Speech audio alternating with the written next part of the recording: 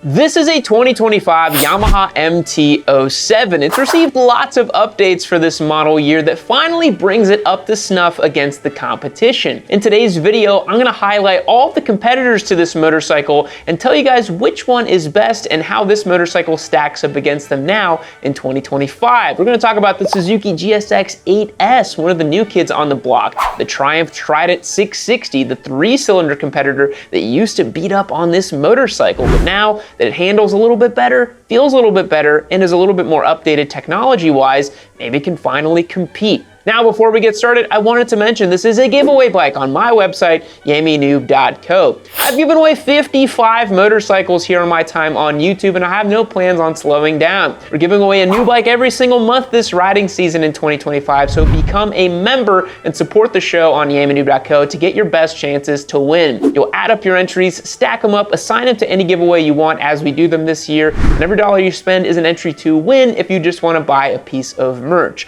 Now let's get started talking about the stiffest competitor, the Trident 660. All right, so I have bought and owned 2 different Trident 660s. I gave both of them away, once in 2021 and once in 2023. It's a really fantastic offering, and when it came out back in 2021, it really kind of blew the doors off of all the other middleweight bikes in the category.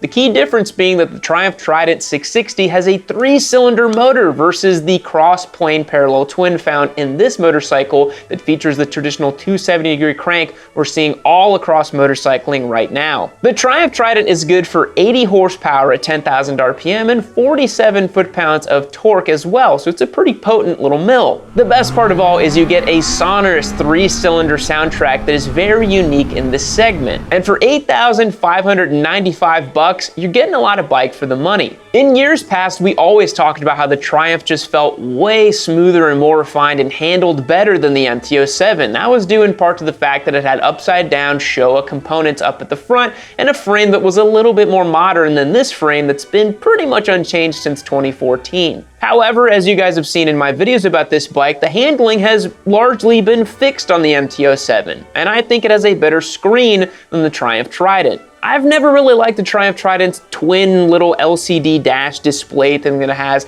The 5-inch TFT on the Yamaha is superior. Both motorcycles have some degree of traction control, but nothing insane. We're not talking 6-axis IMUs and advanced lean-sensitive ABS or anything. Another area where the MT07 used to give up the ghost to the Trident 660 was the braking components. However, now the Trident looks a little bit long in the tooth because the MT07 has radial-mounted brakes that feel really damn good. I track tested this machine pretty thoroughly and I've been riding it around on road, and I gotta say the braking components on this bike are night and day over the old model, and I think they're superior to the Trident nowadays. With the Triumph having a wet weight of 416 pounds and a seat height of 31.7 inches, it's literally just about 12 pounds heavier than the MT07 with virtually the same seat height. Overall, the Trident definitely fits in that beginner plus category, and I think it sounds way better than the MT07. I mean, you can't go wrong with more cylinders, right? But I think the MT07's updates now with its punchy engine that's tried and true, literally gonna run forever, better handling and better brakes than the Trident,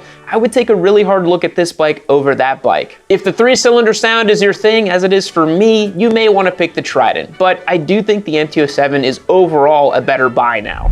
Moving on to the next big competitor, of course, from the Big Four, it is Suzuki's GSX-8S, the new naked motorcycle that Suzuki came out with after studying this marketplace for damn near 10 years. Now, I bought a Suzuki GSX-8R back in 2024 to give away, and so I have a lot of experience with this frame and engine package because Suzuki cross-platforms the naked and the fully fared models. Featuring a 776cc parallel twin with a 270 crank, it's very similar architecture to what we find in the MT07. However, the Suzuki features a cross-balancing shaft, which makes it a little bit smoother than the rough and rowdy ride of the MT07. It makes 82 horsepower at 8,500 RPM and 52 foot-pounds of torque. However, the elephant in the room, and emphasis on elephant, is that the Suzuki GSX-8S is a little bit portly at 445 pounds ready to ride. That means the MT07 is 42 pounds lighter than the GSX-8S. That is a big difference. Just go and grab 2 20-pound weights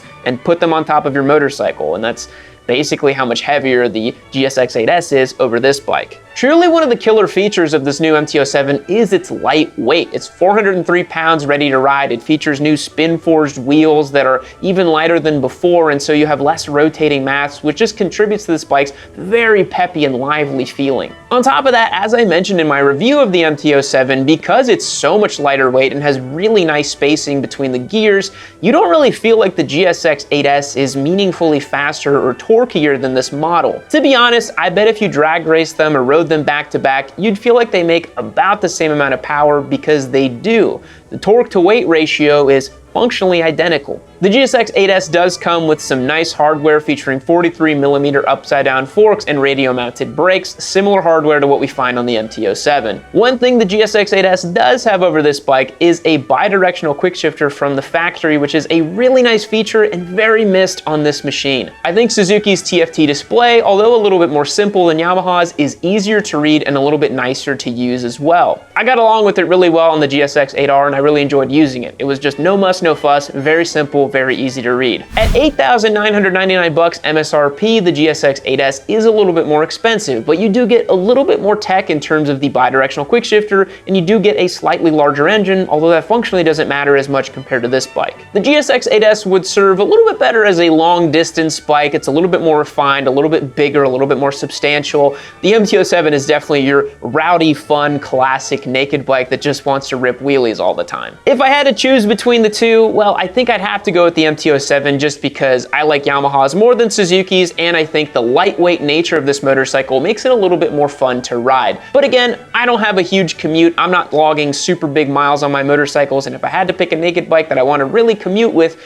the GSX-8S might be my choice. And that cross-balancing shaft on that 776cc parallel twin is a nice touch, and it does feel buttery smooth to ride in a way that the MT07 just doesn't quite. Remember, this motor is basically unchanged since 2014, and you will feel that age a little bit when you compare it to some of the brand new offerings. Okay, moving over to Honda, the other of the big four we need to talk about. They actually make two models that we can directly compare to the MT07. Of course, the direct competitor is the Hornet 750. Now, I did want to mention this bike is not available in North America. I have not ridden it. There are some rumors that is going to come out eventually here in this marketplace, but it is not currently available, but I thought it'd be important to include it for our international audience. When the Hornet debuted, it certainly seemed like they were gunning for MT07 supremacy and trying to beat up on the GSX-8S as well, and it's kind of hard to look at the specs and say that Honda didn't completely understand the assignment. Featuring a 755cc parallel twin making 91 horsepower and 51 foot-pounds of torque,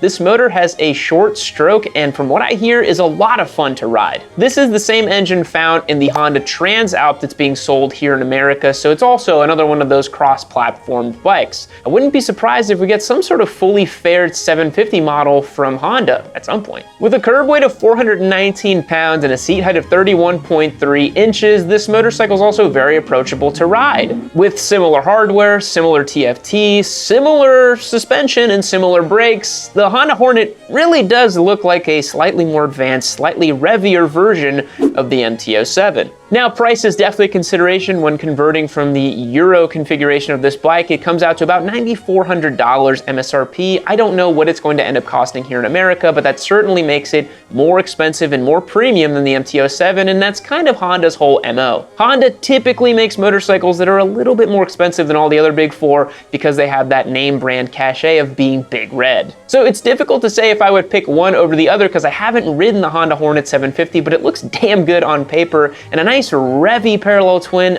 might be a fun addition to this category. It might split the difference over something like Aprilia's RS660 and Tuono 660 that are way outside of the price consideration for this comparison by having a nice revvy engine inside of that Honda. But we can talk about Honda's CB650R, which in a way does compete against the MT07 as well. The CB650R is a gem in the category, featuring the only inline 4-cylinder engine you can find in this 650-ish upright naked mid category. It also has one of the best stylings in the category too, with those 4 exhaust pipes bleeding out into one edge and that neo retro cafe style that they call. It's a very, very handsome machine. Featuring a 649cc inline 4 motor making 94 horsepower, that's pretty potent. Revving to 12,000 RPM and having 47 foot-pounds of torque, it's a great engine that is going to be bulletproof reliable too. Radial mounted brakes, upside down 41mm Showa suspension, the Honda handles as good as it looks too. But it is a bit of a porker like the GSX-8S, weighing 445 pounds,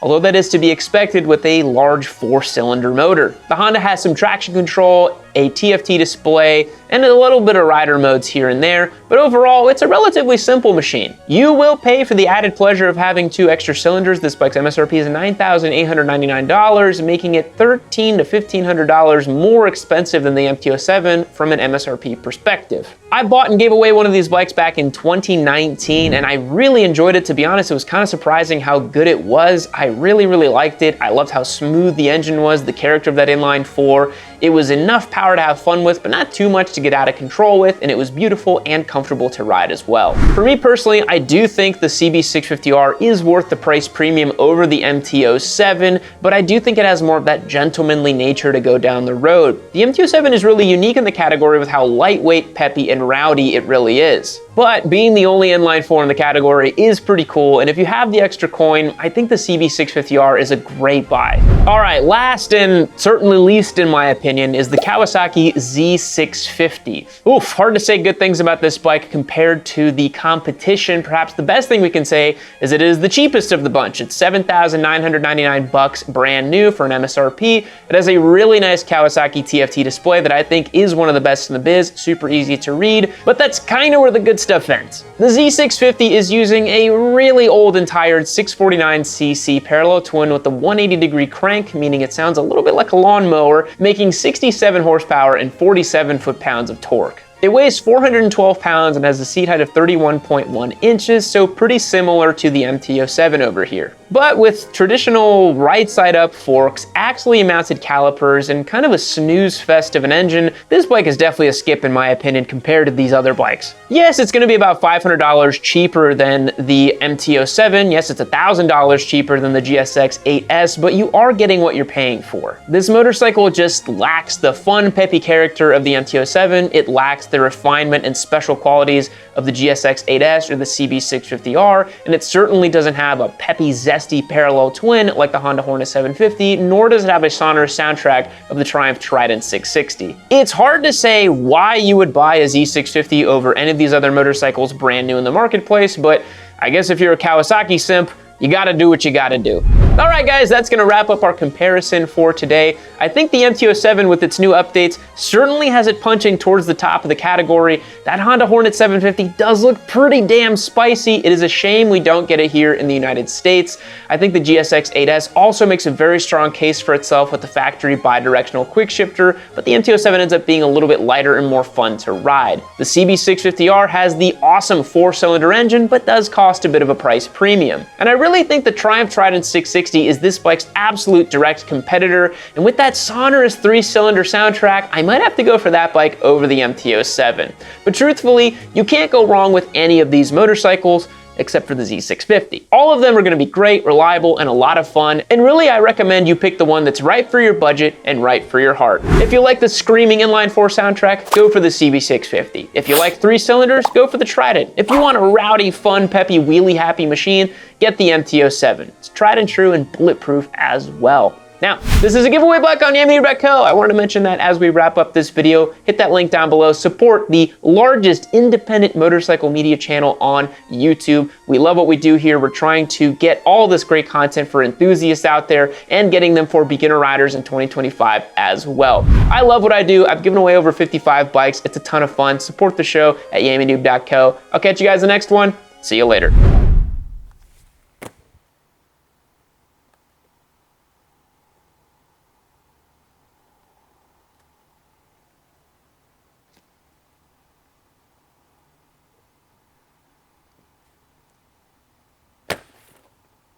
Watching Yami Noob!